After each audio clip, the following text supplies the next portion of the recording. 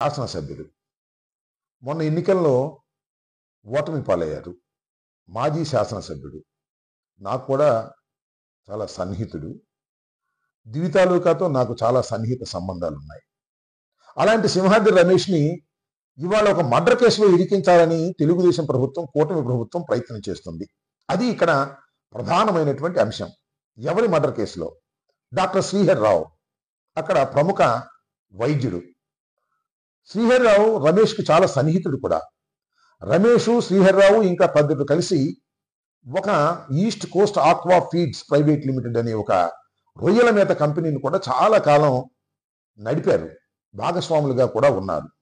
Doctor Srihari Rao నాకు కూడా చాలా సన్నిహితంగా ఉండేటటువంటి వ్యక్తి. ఒక విధంగా చెప్పాలంటే బీరకాయ పీచు. అందరూ కూడా బంధుత్వాలు కలిగినటువంటి వారిని. ఆయన హఠాత్తుగా 2020లో అర్ధరాత్రి ఆయన ఇంట్లో దారుణంగా హత్య చేయబడ్డాడు. వెంటనే పోలీసు వారు కేసు రిజిస్టర్ చేశారు.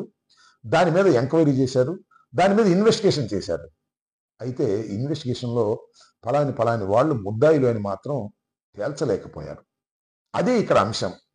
ఇవాళ ఏం జరిగిందంటే ఆ ఇన్వెస్టిగేషన్ కంప్లీట్ కాలేదు. ముద్దాయిలు ఎవరో చెప్పలేకపోయారు. పెండింగ్లో ఉంది. షార్ట్ షీట్ పడేయలేదు. ఇన్వెస్టిగేషన్ కంప్లీట్ కాలేదు.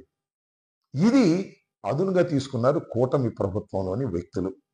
ఇన్వెస్టిగేషన్ కంప్లీట్ కానప్పుడు ఏం చేస్తారు? మళ్ళీ ఇన్వెస్టిగేషన్ చేసేటటువంటి అవకాశం ఉంటుంది. Further investigation.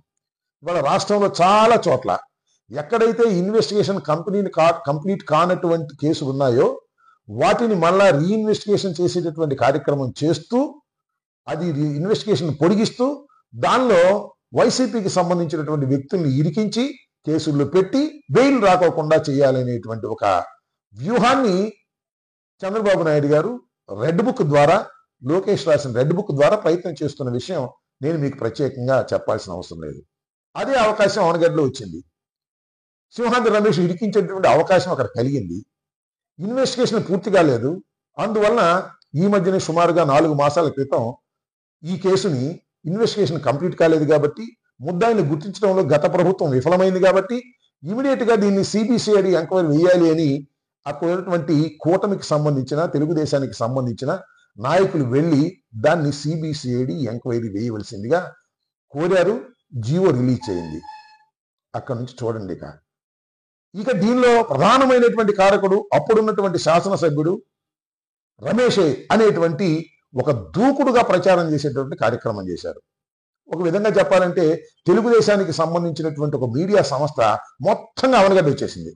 అక్కడే కూర్చుని దీనిలో ముద్దాయిలు ఎవరు అంటే చెట్టునడిగినా, పుట్టనడిగినా, పిట్టనడిగినా, ఎవరినడిగినా చెప్తారు అది అప్పటి శాసనసభ్యుడే, ఆయన సన్నిహితుడైనటువంటి నరసింహారావే అనేటువంటి ప్రచారాన్ని విరివిగా చేశారు.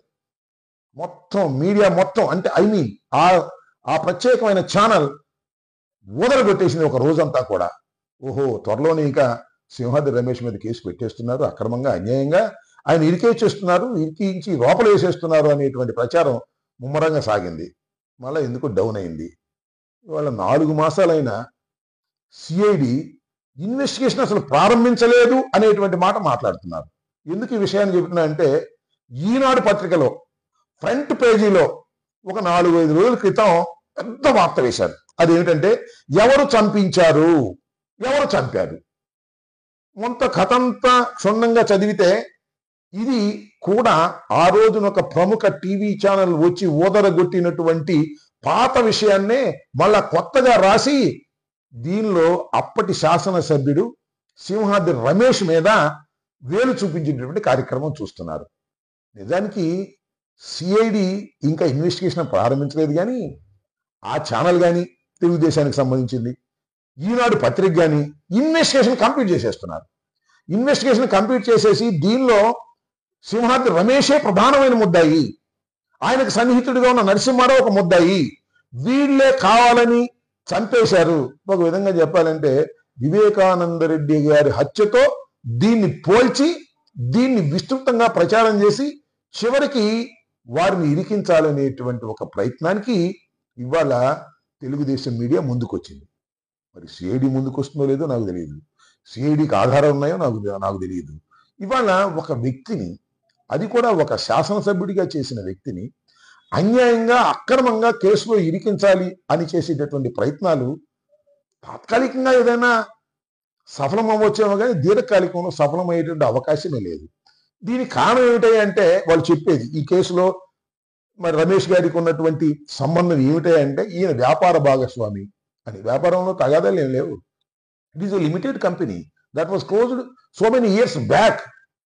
బాగా సన్నిహితంగా ఉండేటటువంటి వ్యక్తి. నాకు కూడా చాలా సన్నిహితంగా ఉన్నాడు శ్రీహరిరావు గారు చాలా కాలం. కానీ దీన్ని అడ్వాంటేజ్గా తీసుకొని ఏ విధంగా అయినా సరే సింహాద్రి రమేష్ని ఈ మర్డర్ కేసులో ఇరికించాలనేటువంటి ప్రయత్నం చేస్తున్నారు. ఇది సాధ్యమవుతుందా అనేది ఇక్కడ ప్రశ్న. కొంతమంది ఇది అసాధ్యమని అంటున్నారు, కొంతమంది సాధ్యం అంటున్నారు.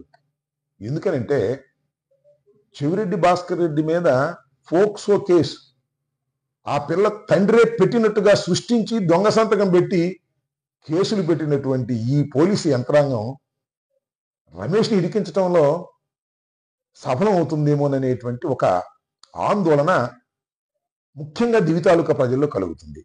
నేను ఈ సందర్భంగా చెప్పదలుచుకున్నా, అన్యాయంగా అక్రమంగా ఒక వ్యక్తిని ఒక మర్డర్ కేసులో ఇరికిస్తే దానికి ప్రతిఫలం పోలీసు యంత్రాంగమే కాదు, తెలుగుదేశం పార్టీ కూటమి ప్రభుత్వం కూడా ఇంక్లూడింగ్ జనసేన కూడా దానికి మూల్యం చెల్లించాల్సినటువంటి అవసరం ఉంటుంది.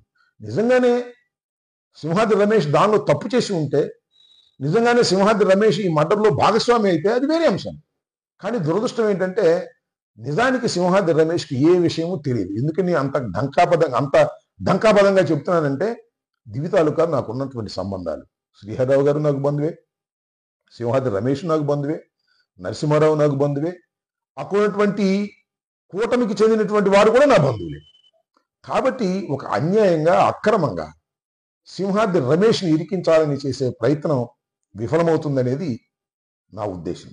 ఒకవేళ సఫలం చేసి పెట్టి ఇరికించి కక్ష సాధించాలి అనుకున్నారనుకో, సింహాద్రి రమేష్ ఏం భయపడే వ్యక్తి కాదు, మొరటగా నిలబడేటటువంటి వ్యక్తే. పారిపోయేటటువంటి వ్యక్తి అంతకంటేనూ కాదు. నేనైతే సింహాద్రి రమేష్కి ఏం సలహా ఇస్తానంటే అసలు యాంటిసిపేటరీ బెయిల్ కూడా తీసుకోవద్దు బాయ్. అరెస్ట్ చేస్తే అరెస్ట్ చేసుకోమను, జైల్లో ఉంటావు, బెయిల్ కోసం తర్వాత ప్రయత్నం చేస్తాం. ఒక అన్యాయమైన అక్రమైన కేసులో ఇరికించినప్పుడు వీరత్వంగా పోరాడటమే మన లక్షణం అని నిరూపించు అని సలహా ఇస్తాను. మీరేమంటారో ఒకసారి ఆలోచించండి. ఇలాంటి దుర్మార్గమైనటువంటి కార్యక్రమాలకి కూటమి ప్రభుత్వం తెరలేపింది. వైఎస్ఆర్ కాంగ్రెస్ పార్టీ నాయకుల్ని ఇరికించి వేధించి భయపెట్టాలని చూస్తుంది. అది అసాధ్యమైనటువంటి అంశం చెవిరెడ్డి భాస్కర్ రెడ్డి కేసులో నిరూపణ అయింది. ఒకవేళ కూటమి ప్రభుత్వం కక్షగట్టి సింహాద్రి రమేష్ మీద కూడా కేసు పెడితే సింహాద్రి రమేష్ కూడా మొండికేసి దాన్ని నిరూపిస్తాడని నేను